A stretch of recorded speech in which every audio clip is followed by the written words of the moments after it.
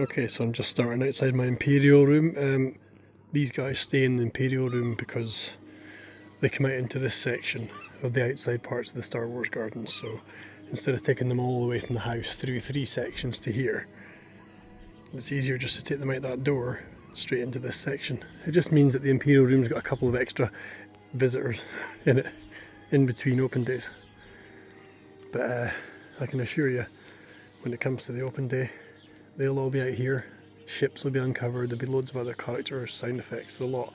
And in this room, it'll look something like this.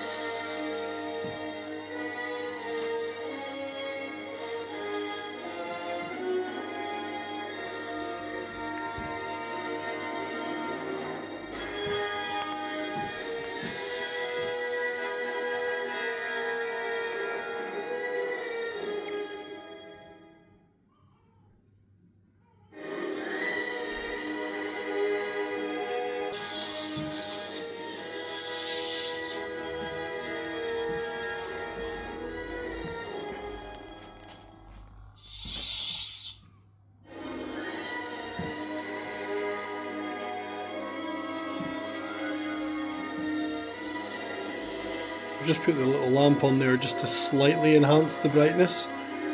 There is a roof strip light, but I don't tend to bother with it too much. It was there from when I had a games room for above the pool table, and it has actually just gone, which is quite funny because I was trying to install that Star Wars wall light up panel over there. It just arrived today, and I didn't have quite enough light to see what I was doing to put the screws in, and I thought, oh, I'll put the roof light on, that'll help, and it wasn't coming on. It's needing replaced.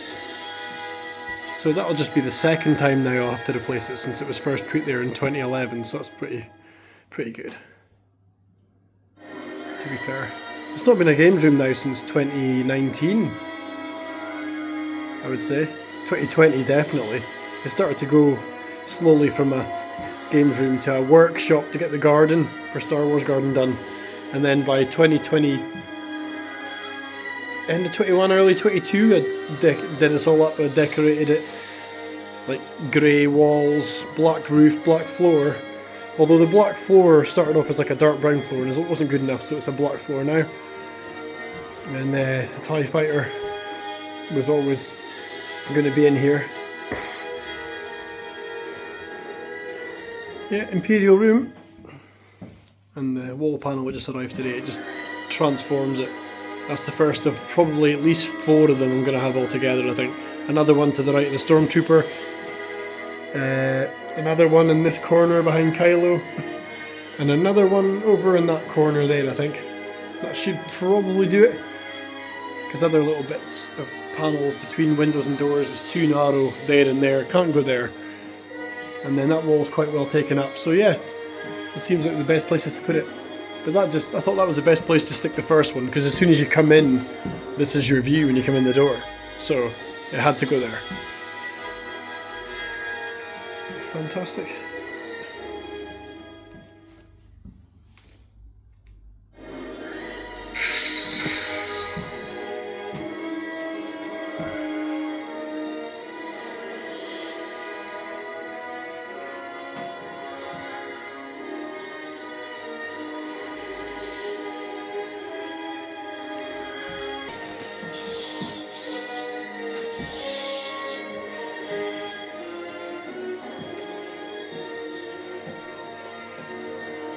Not bad, eh?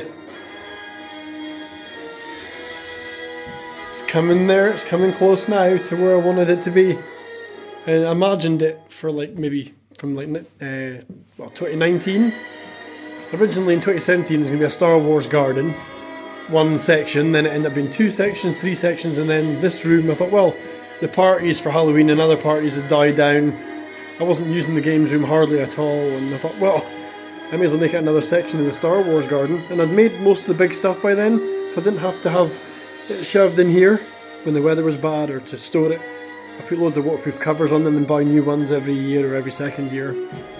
So yeah. I've just changed the film and the PlayStation there for open days. I've had mainly the original trilogy playing on that TV on an open day. So this time I'm going to have Rogue One for May the 4th. And then I think in the August open day I'll go for maybe Phantom Menace. Just mix it up a little. Next year it'll be like Attack of the Clones and Revenge of the Sith possibly, or definitely Revenge of the Sith. And then I might jump onto like Solo, a Star Wars story could be thrown on, or one of the sequel ones. Well, I guess I could even put on like Clone Wars or whatever, but I don't actually have them in DVD, but yeah. Anyway, it's quite a long video, I better go. Like and subscribe, watch out for more videos. I hope you like my Imperial Star Wars room. The one fully set up section of my garden at all times, because obviously it's indoors. It makes you wonder what I might be able to do if I had a whole like warehouse or something, or a mansion. But the thrill of the garden's great because it's outside, you know. You can have like authentic plants and trees and all sorts of stuff going on, like fake sand in the desert bit, stuff that you couldn't do in your house and that, you know.